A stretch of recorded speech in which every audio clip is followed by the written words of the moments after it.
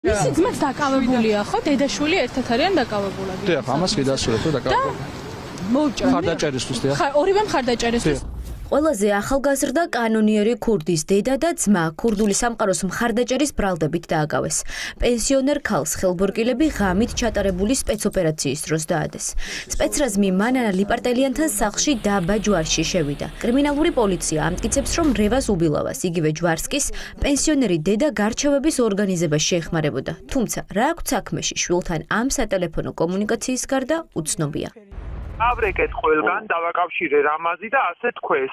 მაგას აქ ჩვენთან მხოლოდ და მხოლოდ სალაპარაკო სხვებს ეს არ გეხებათო ჩვენი ძმა არისო, მეტი მუგოკო. კანონიერი ქურდის დედა დიღმის იზოლატორში მოათავსეს. თავად ახლა გაიგო რას ედავება კრიმინალური პოლიცია. პენსიონერი პოზიციას არ აფიქსირებს და არც ჩვენება მიუცია სამართალდამცველებისთვის. 61 წლის ქალი ჯერ მრავალტომიანი საქმის მასალებს უნდა გაეცნოს. პოზიცია სამართლებრივზე ვერ მოგახსენეთ, ვინმე სამართლებრივი პოზიცია დგას მტკიცებულებებზე და იმ მტკიცებულების ნაწილში ცნობა არ მაქვს, არ გავცნობილ ვარ და როცა გავეცნობი და ამ მტკიცებულების შესაბამისად ჩვენი პროგნოზიც გვექნება, ჩვენი ხედვაც გვექნება დაცვის მხარეს და შესაბამისად სამართლებრივ შეფასებასაც მივცემ. ბოლო 24 საათში ქურდულ სამყაროსთან კავშირის ბრალდებით 45 პირი დააგავეს. ირკვევა, რომ კრიმინალური პოლიცია თვეების განმავლობაში ფარულად უსმენდა იმ ადამიანებს, რომელსაც ხელბორკილები დაადეს. გამოძიებით დადგენილია, რომ დანაშაულებრივი დაჯგუფების წევრები საზღვარგარეთმყოფ ქურდებს ფინანსური დავების გადასაწყვეტად მიმართავდნენ. ქურდული ვერდიქტის შემდეგ კი უკვე აქ ადგილზე ხალხს ატერორებდნენ. ბრალდებულების პირადი და საცხოვრებელი სახლების ჩხრეკის შედეგად ნივთმტკიცება გამოიღეს კომპიუტერული ტექნიკა და მობილური ტელეფონები, რომელთა საშუალებითაც ისინი ერთმანეთს და საზღვარგარეთ მყოფ კრიმინალურ ავტორიტეტებსა და ეგრეთ წოდებულ კანონიერ ქურდებს უკავშირდებოდნენ. პოლიციის მიერ ასევე ამოღებულია სხვადასხვა სახის ნარკოტიკული საშუალება. ქურდული სამყაროს წევრობისთვის ბრალდება წაუყენეს ხალხს, რომელიც სხვა დანაშაულისთვისაც სასჯელს ისედაც იხდის. ირკვევა, რომ შავი სამყაროს წევრები ციხიდანაც გასცემდნენ ეგრეთ წოდებული ქურდული გადაწყვეტილებების აღსრულების დავალებებს და ფიზიკურად უსწორდებოდნენ იმ პირებს, ვინც ციხეში ქურდებს შეაგინებდა.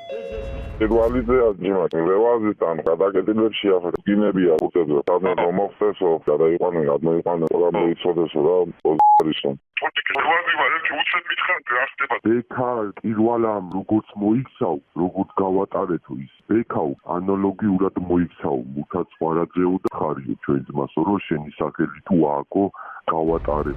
ირკვევა, რომ უკვე თვეებია ქვეყანაში არაერთი ხმაურიანი სპეცოპერაციის მიუხედავად ბიზნეს და ფინანსური დავების გადაწყვეტა ისევ ქურდების ხელშია. ფარულ აუდიო ჩანაწერებში ისმის, როგორ ატერორებენ ქურდების სახელით ხალხს და როგორ ზალავენ ფულთან ერთად ავტომობილებს. კრიმინალური სამყაროს დაპატიმრებული წევრების წინააღმდეგ ახლა გამოძიებას დაზარალებულების ჩვენებები აქვს. ფულის გაჭრა მიგა ვერ გავჩერე ეს ბოლო ზოგს 1000 მაინც წავაწყებ.